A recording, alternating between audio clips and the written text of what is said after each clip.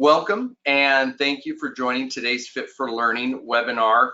As you can see here with our topic, we're going to be talking about retirement readiness, and more specifically, some of the risks that are or really should be top of mind as you start to think about your retirement planning, and the way that you are ultimately going to be able to transition into retirement. And as we kind of kick things off, I do want to preface by saying that this is not something that's just reserved for people that are transitioning into retirement over the next couple of years. What you'll find today is that there are things that each and every one of you can do, regardless of where you're at in your career, to be more prepared eventually as you get into retirement. And so I think that we'll be able to provide you with some easy next steps that each one of you are going to be able to take and to give you some good action items. My name is Kyle Bingham, and I am the Managing Director with Financial Fitness for Life. Joining me today is Josh Zepp. He is one of our financial education consultants. And here's a look at the risks that we'd like to review today. We're going to kick things off by talking a little bit about longevity risk and how do we start planning for and how do we avoid outliving our retirement savings. Then we're going to move into talking a little bit more about inflation risk. How do we lessen that impact? We'll also talk about market risk and market volatility and try to better understand what are some of the things that we can do, especially when there is a higher market volatility, what we can do with our investments, how we can maybe change around our withdrawal strategies a little bit as well. We'll also get into withdrawal rates and making sure that we have a sustainable withdrawal rate and that we're not withdrawing too much money, especially when we first enter into retirement. And then we'll close things out talking a little bit about healthcare and some of the different things that each of you can do now to better prepare for those healthcare costs. And with that, what I'd like to do is go ahead and kind of turn the time over to Josh for a few moments. We're going to talk about longevity risk here. And Josh, why don't you just take a moment and can you kind of walk us through this chart just so we're all kind of on the same page in terms of what our life expectancies are going to be for a lot of us listening in today? Yeah, no, Kyle, I really appreciate the time to talk about this subject. You know, longevity risk is something I think that most of us will think about at some point in time of, you know, how long we're going to live, and are we going to have enough money, you know, in retirement. And, you know, a good way to kind of kick that off, I think, is to kind of just look at the statistics, look at kind of where people are at when it comes to mortality rates. And this is a good, I think this is a pretty good chart of just explaining this in a little bit more detail of what are some things we got to think about when it comes to time. So you can see here, if someone is 65 today, that's the important aspect of this chart here. There's a 90% chance that you or your spouse will live up to 85 years old. That's really impactful there. And if you can think of kind of that full retirement age is close to 67, well, that's 18 years right there. You got to think about. So really important to think about is just at 85, there's a likelihood that you or your spouse will get there.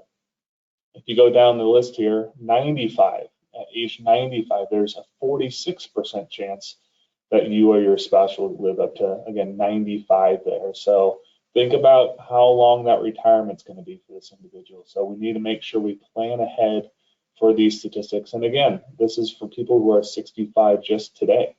For those, like Kyle mentioned before, for those who are maybe a little bit younger, maybe in their 20s, 30s, or 40s, well, we got to think about maybe our mortality rate is going to be a lot higher than this. Think about how medical technology treatments have improved over the last number of years. We'll think about that even 20 years down the road or 30 years down the road. So a couple things to think about is, again, the time frame of what retirement will look like for us. Exactly, Josh. And so let's now kind of dive into this question of what are some of the things that each of us can do to avoid outliving our retirement savings. Yeah, no, absolutely. And, you know, these are 4 really important things to kind of think about, you know, maybe behind the scenes with you and your spouse of, are we saving enough money for ourselves? Are we going to make sure that we're going to have enough money for that 25 to 30-year mark we mentioned with retirement? Another really important aspect is kind of looking back at your family history, looking at your parents or your grandparents, see kind of how retirement was for them, or if you had a kind of a good kind of likelihood of, if my grandparents lived up to 80 or 85, that's kind of where I'll maybe fall into that category as well. Another really important one, especially when it comes to living in retirement, is kind of understanding, and Kyle will go into this maybe in a little bit more detail, but is knowing any underlying health conditions that you might have. When it comes to outliving your money, health expenses can add up quite a bit in that retirement window. So we want to make sure we plan ahead just for those.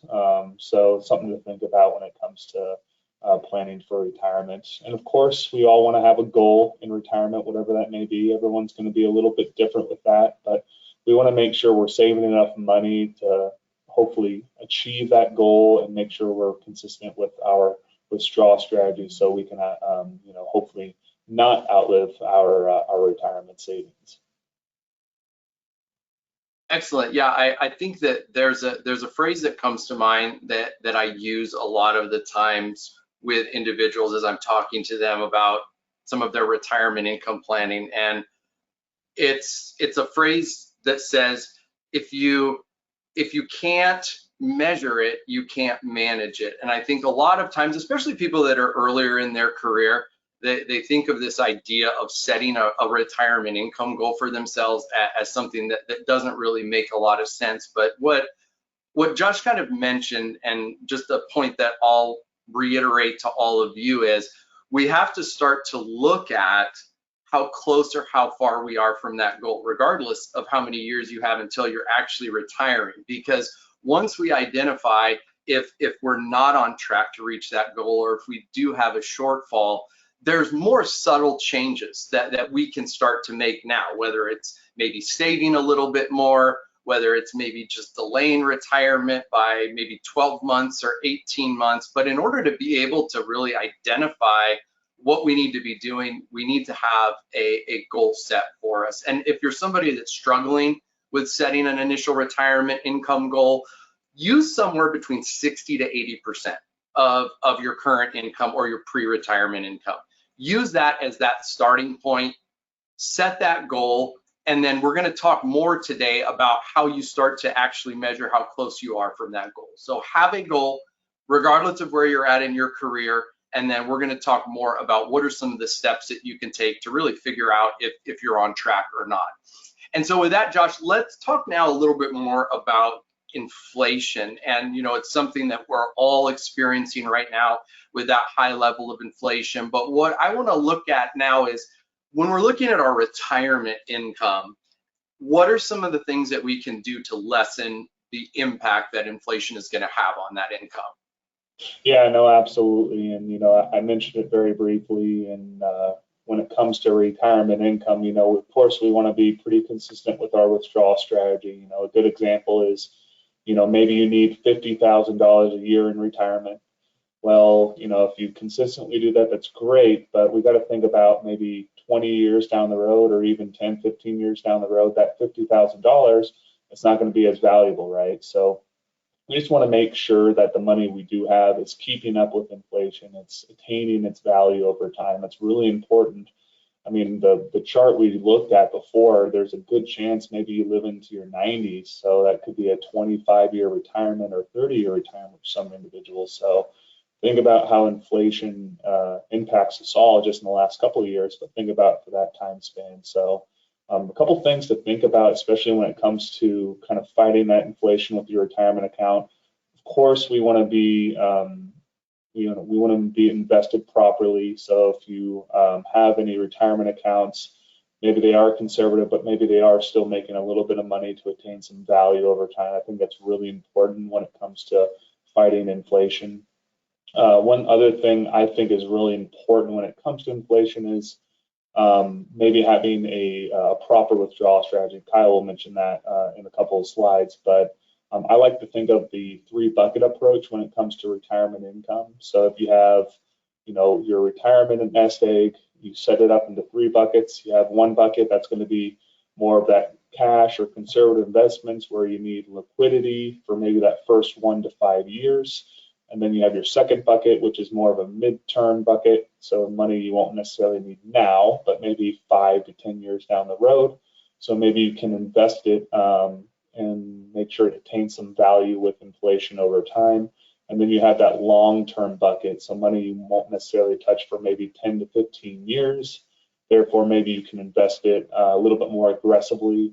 That way, not only does it grow with value, but it also grows the investment balance as well. So maybe you're able to grow your account balance over time. And again, we just want to make sure everybody, again, doesn't outlive their money and make sure they keep up with inflation. Exactly, and I think that your withdrawal strategy, the bucket approach is one option that you have. And I think another withdrawal strategy that comes to mind that I'm sure many of you have heard of is the 4% rule.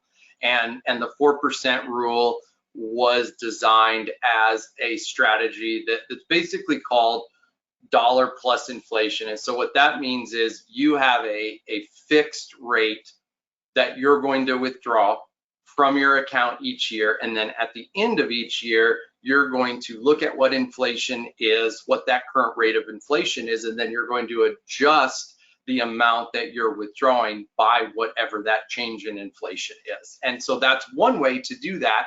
And again, we're going to talk a little bit more about some other ways to not only combat inflation, but also to be able to combat market risk and longevity risk as we start talking a little bit more about withdrawal rates in a little while. One other quick point to make here too, when you're thinking about inflation, I want you to also think about Social Security in particular, because that is something that is unique. It's got what's called the COLA, or the cost of living adjustment. And Social Security is something that for the large majority of Americans, it's going to make up a portion of their total income in retirement. And so some of you may have already heard that for 2024, that cost of living adjustment is going to be 3.2%. Now, arguably, some might say, well, that's not even close to, the kind of the inflationary damage that we've experienced. But what I do want you to take from that is that there is still something that's actually happening where people are going to be able to receive more money because of that higher rate of inflation. So when you're looking at your retirement savings and withdrawing money from those different retirement accounts, I do want you paying close attention to things like Social Security, because they do have that inflation protection component in there. Now let's move on to talk a little bit about market risk and market volatility. What are some of the things that you can do to protect your money during high periods of market volatility? The general rule of thumb says that as you're getting closer to retirement, when you're looking at your investment strategy, more than likely you want to be reducing the amount of risk that you're taking. But like Josh had just acknowledged, we have to balance that, right? Because we need to still have some growth with our investments to be able to keep up with inflation or even outpace inflation, so that we're not using our purchasing power. But generally speaking, we don't necessarily want to be taking that higher level of risk like we took in our 20s, 30s, or even our 40s.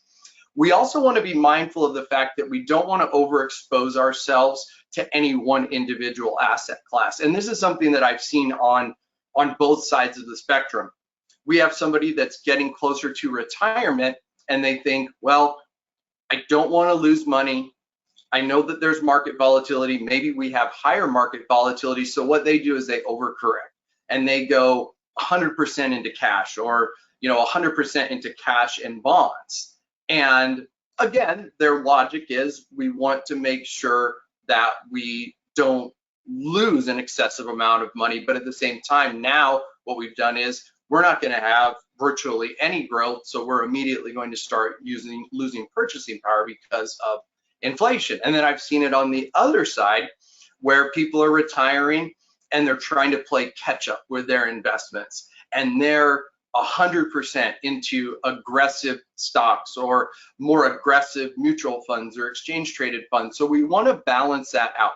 We need some growth, we need some stability. And that's something where I think it's very important that as you're starting to make that transition, that you're talking to your financial fitness for life consultant that you're working with, or you're talking with the advisor that you're working with to make sure that you're making the appropriate change.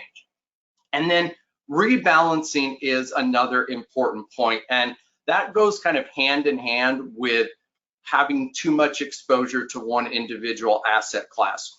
Over time, all of your investments are going to perform differently. Some are going to do better and some are going to do worse. And if you're not periodically rebalancing back to that original asset mix that you started with, let's say that it's 60% stock and 40% bonds, but the market's been rallying and now we're at 80% stock and only 20% bonds. Well, now you're taking, quite frankly, significantly more risk than you had started out with. So we have to have something in place to be able to rebalance somewhat periodically. It's not something that has to happen, you know, daily or weekly or anything like that, but that is another important point.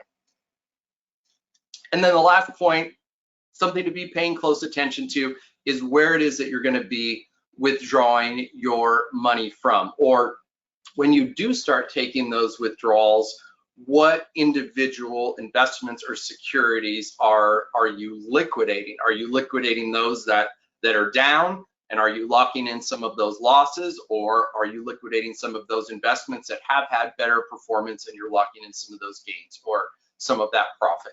So those are a few of the things that I think can really help with the market volatility component. Josh, is there anything else you wanted to add, or what's your experience been like when you're talking to folks about how to kind of manage market volatility and market risk? No, Kyle, I think you kind of hit it on the head there. I think it's really important, especially those two bullet points in the middle, maybe avoiding too much exposure near retirement, or maybe some people put all their money in cash at an incorrect time. So I think it's just really important to maybe talk to a financial professional before doing any of those steps, just to make sure it's the right decision kind of long-term for yourself and your family.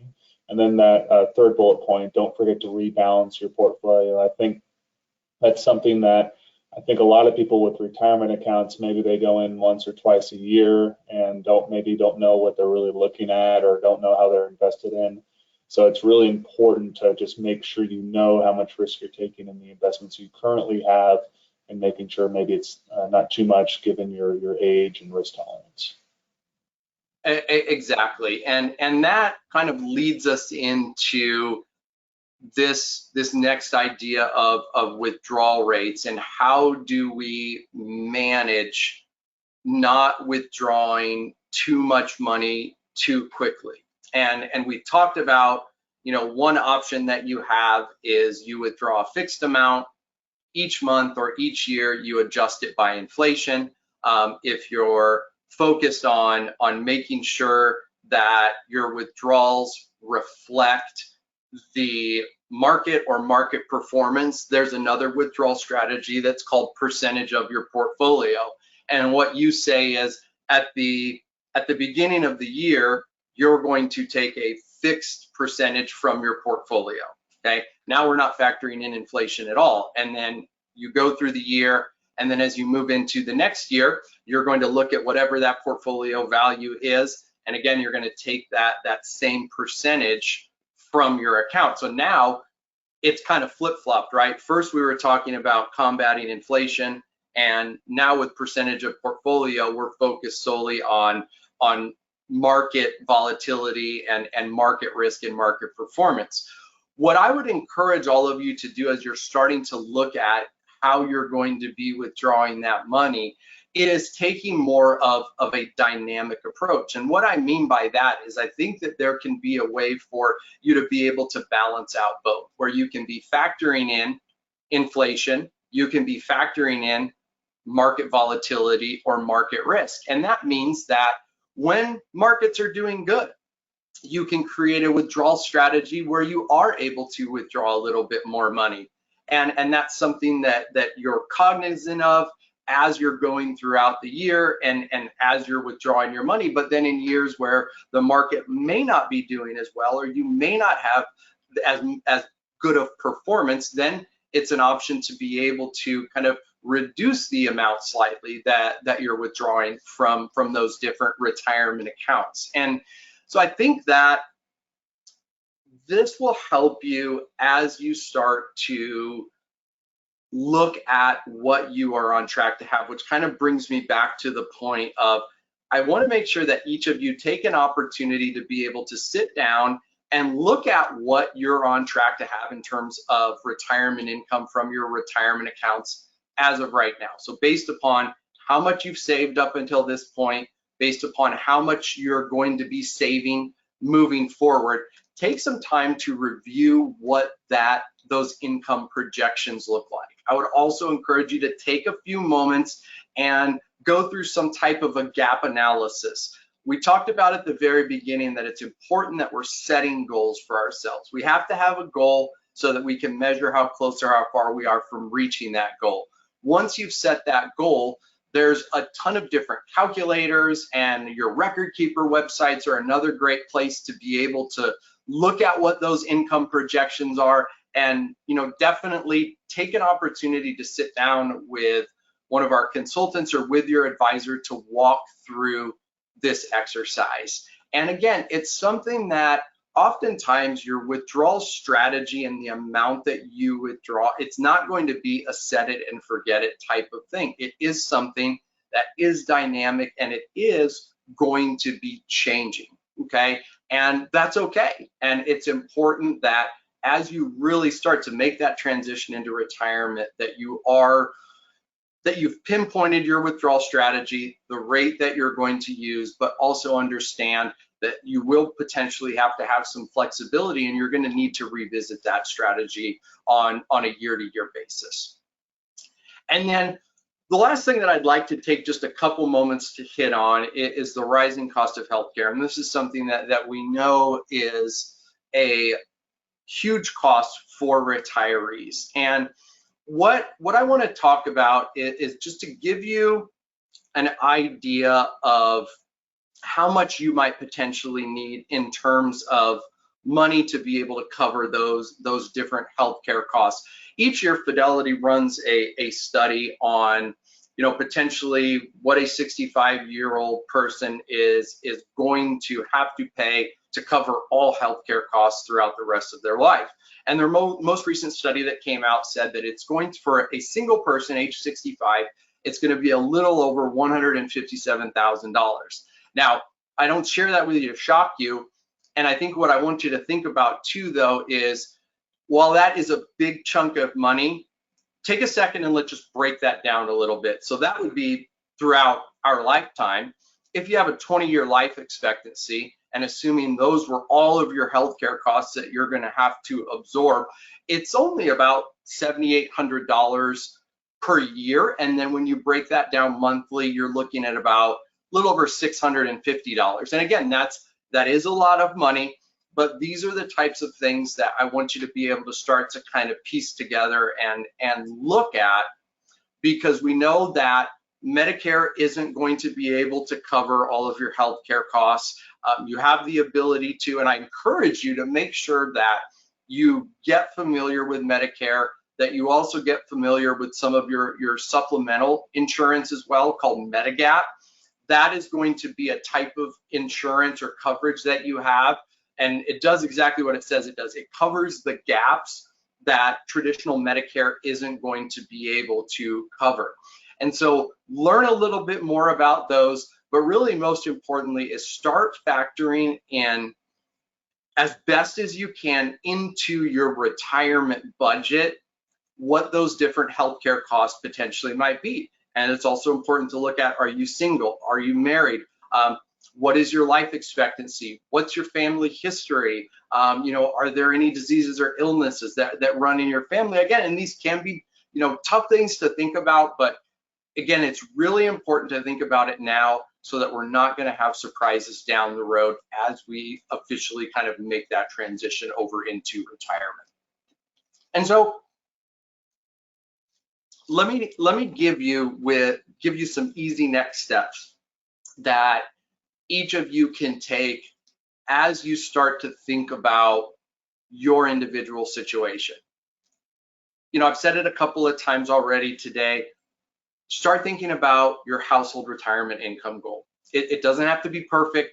It's something that you can change and you can adjust over time, but get something down on paper so that we can really start to look at what is it going to take for you to be able to hit that goal. Okay, you're going to want to be factoring in things like, when are you planning to retire? Do you have a higher life expectancy, lower life expectancy? Is it just you? Is it you and a spouse or partner? Do we need to be planning for 2 lives instead of 1?